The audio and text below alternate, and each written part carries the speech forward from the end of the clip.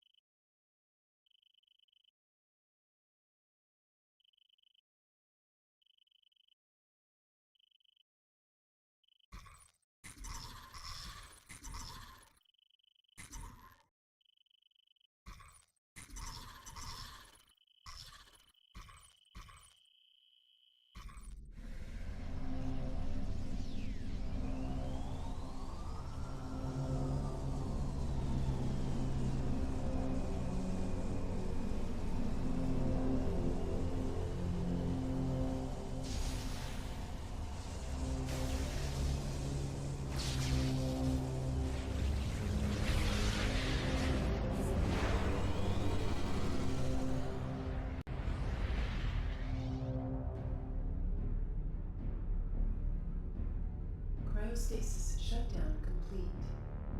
Vital signs stable. Activating various suit. Suit diagnostic complete. All systems functional.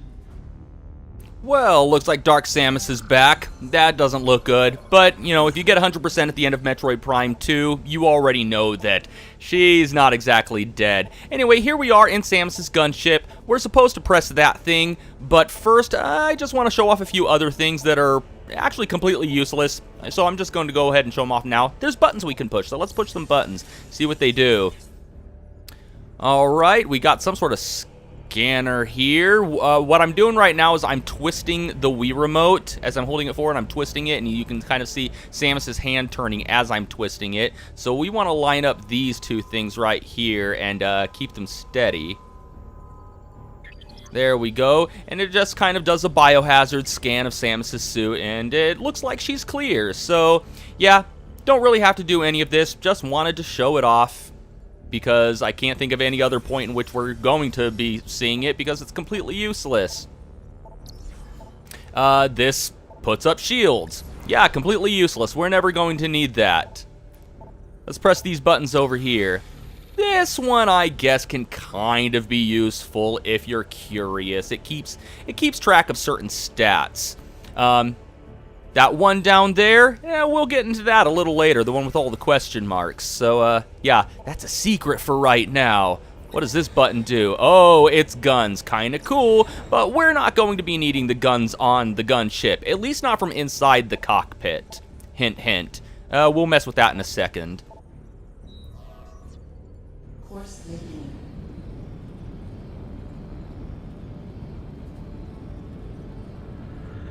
Ship reorientation complete. Galactic Federation fighters approaching. Incoming transmission. Unidentified vessel, please switch to a secure radio frequency and transmit your identity code. We're standing by. Voice acting in a Metroid game? Say it ain't so. Yeah, this is the first game to do full voice acting. It wasn't Other M. Okay, so they want us to input that code right here. Transmission verified. Greetings, Samus. We welcome you on behalf of the Galactic Federation. Proceed to the command ship Olympus. You've been cleared for docking bay 5. Welcome back, Samus. Alright, so now we just need to use our thruster controls. Push that button right there. And as soon as Samus grabs the handle, just thrust the Wii remote forward.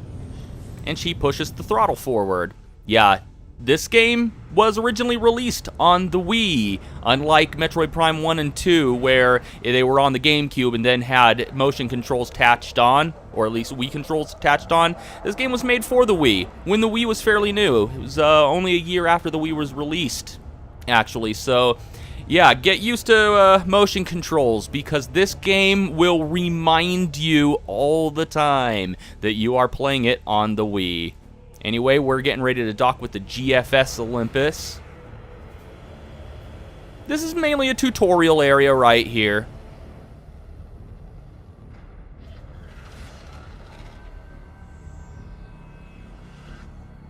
Play the music, play the music, play the music! Oh, hell yeah, we are back behind the visor, people. Yeah, sorry it's taken so long to get to Prime 3. I know it's been, when did I do Primes 1 and 2? 2013? What was that? That was 3 years ago, man, 3 years ago. So yeah, it's been a while. Calibrate your weapon by shooting these targets. Okay, will do. Calibration complete. Samus, welcome to the flagship Olympus. Admiral Dane is waiting for you in the briefing room. I will upload the location to you now. Okay, so it looks like we're actually around for the hiring process. I guess Samus is here for a new job that the Federation is going to give to her. I don't know why she didn't just stay with the Galactic Federation, since she gets all of her jobs from them anyway. And guys, why are you just standing behind this thing? I mean, I know it protected you, but what if it malfunctioned and, like, I shot you? Oh, you guys are tough. Okay then. Well, let's turn around real quick. Just like we did with Prime 1 and Prime 2, we will be scanning stuff. So just the same as before, hold the minus button, highlight your scan visor right here, release the minus button, and then there you go. Let's hold down the Z button to scan it. And the first thing we scan is the Hunter-class gunship. Entering the ship will allow you to recharge, reload, and save. And just like in Prime 2, we have some secondary reading material if we press the 1 button. This is actually where you're going to get the meat and potatoes of the information on stuff that you scan. Based on the previous version, the new Hunter-class gunship is a fusion of Federation and Chozo technology. Designed by Samus Aran, this one-of-a-kind vessel was custom-built at the Federation shipyard of Alias 3, just like in Prime 2. It is equipped with a powerful Chozo biotech computer that can interface with Aran via a command visor unit. That's in red, that'll be important later. The ship contains a mobile energy recharge system, microfactories designed to produce ammunition, and an advanced medical bay. Alright, one more thing to scan right here. Landing beacon. These beacons mark locations where your ship can land. Landing beacons will appear only in locations where your ship can land. Okay, just said that. Automated sensors detect whether hostiles or obstructions are nearby, and the beacons will retract until the area is free of all hazards. When the beacons are extended and blinking, you may use the command visor to summon your ship. So, yeah, the gunship is actually going to play a little bit of a bigger role other than a starting and ending point and a glorified recharge station and save station. So yeah, it gets a bigger role in this game. Here we have Federation Marine, URA, standard GF military personnel trained for combat situations. Well, I sure as hell hope a Marine is trained for a combat situation. It kind of defeats the purpose of being a Marine if they weren't. Federation Marines wear advanced suits of powered armor, allowing them to use potent weapons and resist heavy damage in battle. Few can match them in combat. Which the US Marines had that kind of cool armor. All we got is cheap flak jackets, which they charge $500 for if we lost them. That sucks. Here we have a fleet mechanic, one of many mechanics who maintains and repairs equipment. Fleet mechanics are responsible for maintaining and repairing all Federation equipment. Because of the vast number of devices and vehicles the Federation utilizes, skilled mechanics are highly sought after and often overpaid. Hey, you know what? If I went to school to learn how to repair all of this stuff, I would want a lot of money too. What do we got here? Mechanism, halberd class turret, automated turret that tracks targets. Quick movement, can evade targeting. The GMX-04 halberd-class turret replaces the dated Growler turret. It is an effective point defense system for most security zones. It is lightly armored, and nimble targets can evade its tracking system. So yeah, if something is aiming at you and you sidestep or just keep on moving, it'll have a hard time hitting you. What do we got here? Crates, that's what I thought it was. Galactic Federation crates have complex lock system but are highly armored. Galactic Federation crates are used to store basic supplies. Because they are lightly armored, the crates are unable to withstand basic weapon fire. Destroy them to discover their contents, and then get, charged because you're breaking government property. Heavy Federation crates are very durable and can withstand most impacts. Heavy Galactic Federation crates are often used to store ammunition and energy supplies. These units are made of very durable metals. Only heavy weapons and explosives can destroy them. So, pretty much, just a regular shot on the little crates to break them open. You want a charged shot or a missile to break the big ones. Okay, over here, you gotta step on these panels right here in order to make these things pop up. Let's go ahead and scan them. Training drone used by GF military forces as targets in weapons training. The training drone is used in all branches of the GF military. They are designed to improve hand-eye coordination and accuracy. One popular training exercise is to score as many consecutive hits on a drone as possible. Gambling on shooting contests involving training drones is frowned upon, but fairly popular throughout the GF armed forces. Alright, so you probably noticed right here, we got a high score and a current score. And let's go ahead and challenge ourselves. Why don't we? Let's go ahead and start shooting at this thing. See if we can get 10 and then maybe 20 if we're lucky. Because there's a little prize. I kind of want to shoot it about 20 times. So there's a prize for hitting it 10 times right there. Let's see if we can go for 20. Okay, well, if I take too many attempts, I'll edit to my successful chance, or to my successful attempt. But you probably noticed that I got a yellow credit right there. That's what we get for hitting it 10 times consecutively. Okay.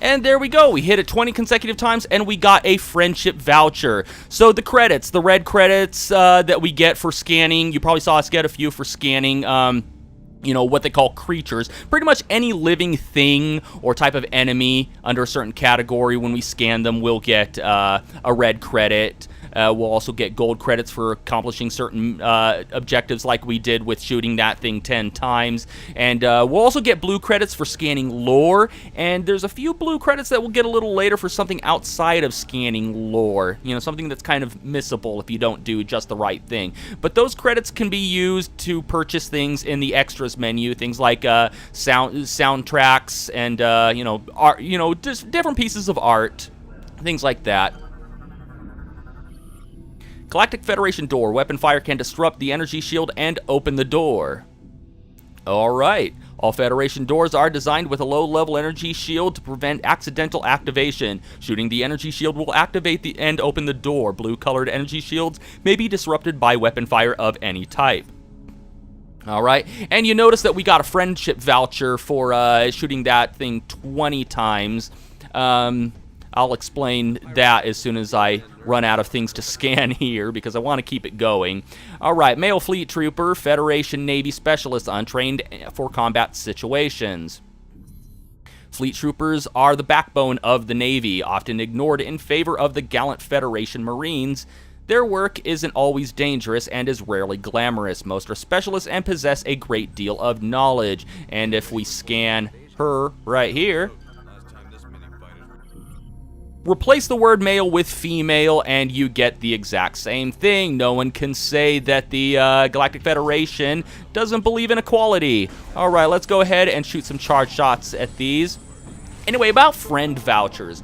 Friend vouchers can actually be traded via the WeConnect 24 service for people on your Wii Friends list. If you trade if you give one of them a friend voucher, they will get a green credit. If someone gives you a friend voucher, you can redeem it for a green credit. However, as of, I think, June 28th of 2013, the WeConnect 24 service, along with every other function of the Nintendo Wi-Fi service, was disabled, rendering absolutely every online function of every Wii game completely useless. So the friend vouchers now serve as nothing but arbitrary achievements. But beside that, I will be getting them anyway. Alright, 13576. Let's go ahead and scan this thing now. That's the, you know, we're gonna have to enter a code in here.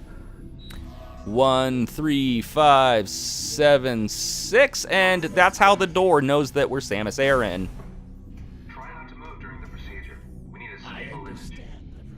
Oh, you sound snarky. Who are you? Hunter Ghor, capable of merging cybernetic body into larger mechanisms. Ghor is a cybernetic bounty hunter, capable of merging his body into larger mechanisms. The most common of these is his armor suit, which doubles as a gunship and provides him with a formidable combat arsenal. The merges are often accompanied by a shift in personality, replacing his normally calm demeanor with an aggressive attitude. He demonstrates a high proficiency with all things mechanical and is often called upon for missions requiring computer infiltration or manipulation. So yeah, he's another bounty hunter. Looks like we're not solo on this mission. They're hiring other people, but you saw we got a red credit there for scanning him because he counts as a creature under the logbooks. But yeah, if we press the 1 button, we'll open up the menu here, go under logbook. You'll see that it's divided into different just different subcategories under the logbook. We have creatures, which like any living thing, and there's different categories for that. So far, we've only gotten things pertinent to the Galactic Federation. We also have research, which is pretty much just stuff, like nothing, you know, not an enemy, nothing living, but just, you know, regular stuff there. And of course we have lore, and depending on what area of the game we are in, we will get different kinds of lore. We're about to get a little bit here soon. Alright, so we can interact with objects using the motion control. For this one, we want to, go ahead, grab it with the A button. We want to pull the Wii Remote away from the screen, twist counterclockwise, then push it back in. Because your first motion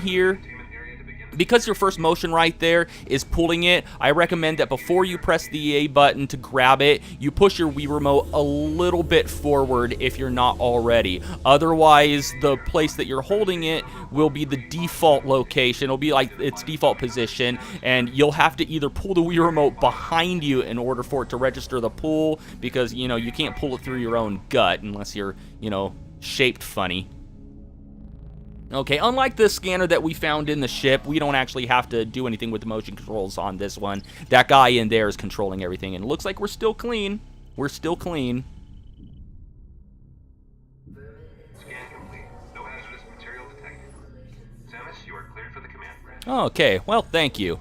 All right, once again, pull, twist, and push. Yeah, right there, you noticed it moving a little bit slowly. That's because I forgot to pull the Wii Remote, or push the Wii Remote forward before grabbing it. So I had to move to the side a little bit in order to pull the Wii Remote further back than what I'm sitting currently.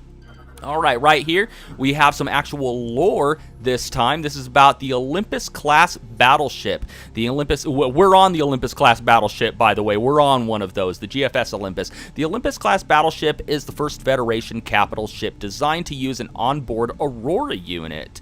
They are the flagships of the fleets they serve in, usually commanded by an officer of flag rank. Battleships of this class have smaller crews than most ships of a similar size due to the presence of an Aurora unit.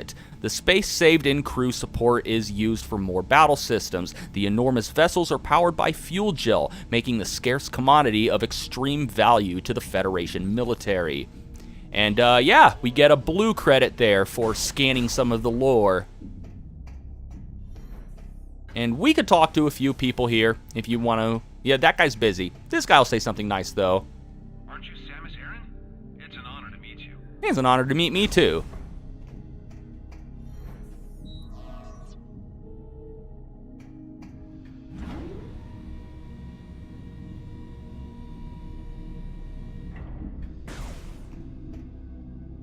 Open up, there we go. Yeah, get used to the doors taking a little while to open in this game, especially if you're comparing it to the original NTSC release, because, you know, the doors took quite a while to load up in and open in the original NTSC release. They take even longer here in the trilogy version, so that's one of the downsides here.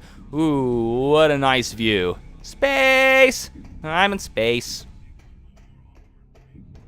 Alright, so if we go talk to this guy right now, he's just going to come over here and, you know, tell us to open this door and come inside. So, we're going to do that right now, just so we don't have to waste time. So, yeah, just charge shot right there to blow up that crate. And once again, we can use our charge shot to bring in items if they're too far away for us to reach. Go ahead. No, I want to scan that over there. Thank you.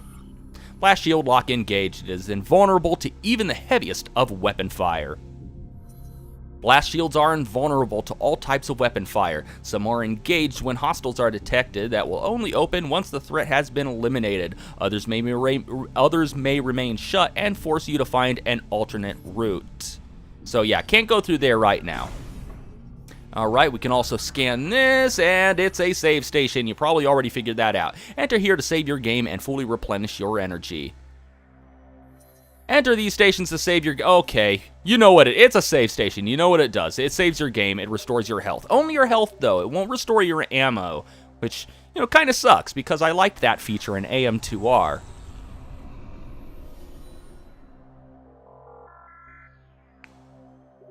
There we go. All right, and now that we saved, we can go talk to that soldier over there, or Marine. I'm sorry. Why did I make that mistake? I am a Marine, and I hate it when people call me soldier, and I just called this Marine a soldier, even though I don't know if they're as anal about it as I am. But sorry about that, Marine. Good job. Carry on. But yeah, he won't let us through if we don't go look at that save station. I don't know if we actually have to save the game, but... yeah, he wants us to go check that out.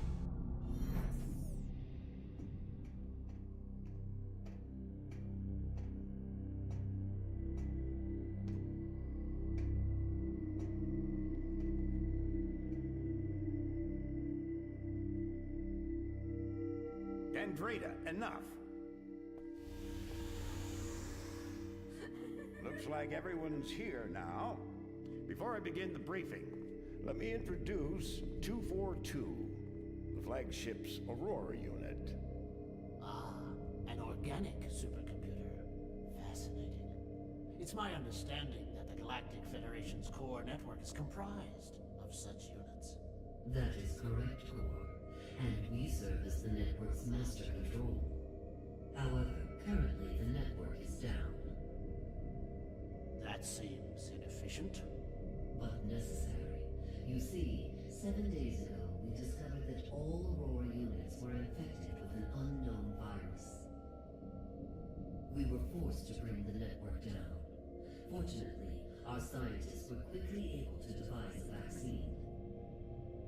Unit 242 was the first AU to receive the vaccine.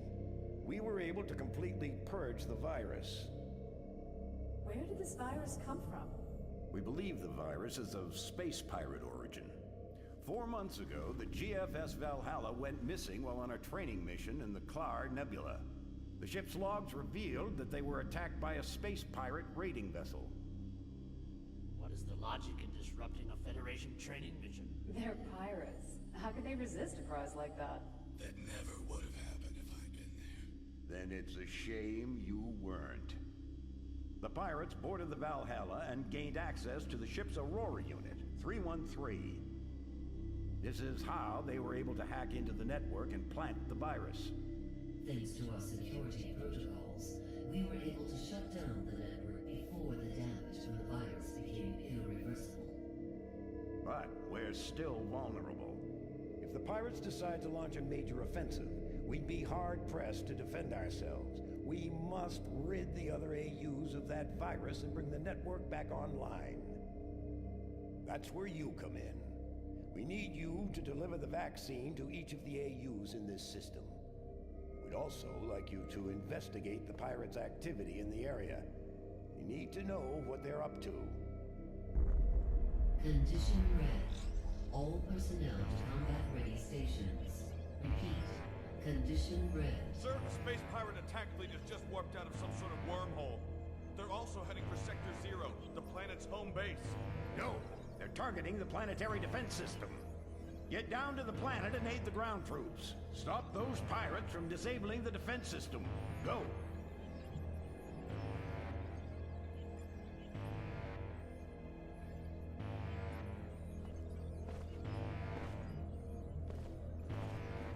Yeah, everybody talks in this game except for Samus. I'm sure if she did talk, she'd say something along the lines of, "Why the hell are you all running your network with versions of Mother Brain? What could possibly go wrong with something that stupid?" Anyway, yeah, their entire network did go wrong. The space pirates infected them with a virus. Who would have figured, huh? Anyway, yeah, we gotta go and, do some Norton 360 stuff to all of those Aurora units. Till we get the fleet in formation. Oh, well, that's not good. Launch all fighter squadrons. Okay, let's go ahead and scan him real quick. This is Fleet Admiral Dane, commander of the GFS Olympus, the flagship of the Galactic Federation Starfleet. Fleet Admiral Castor Dane is known for his utmost dedication to protecting the Federation from its enemies. He is stern and aggressive and has a strong dislike for the space pirates. Rumor has it they orphaned him at an early age, an act he still seeks to avenge. Well, hey, buddy, they did the exact same thing to me, didn't they? Well, I guess while I'm getting some revenge on the space pirates, I will also help Admiral Dane get a little revenge for himself before heading down to the planet and really messing up some space pirates, but that's going to have to wait until next time. And until next time, thank you for watching That LP Show, and have a one that is good.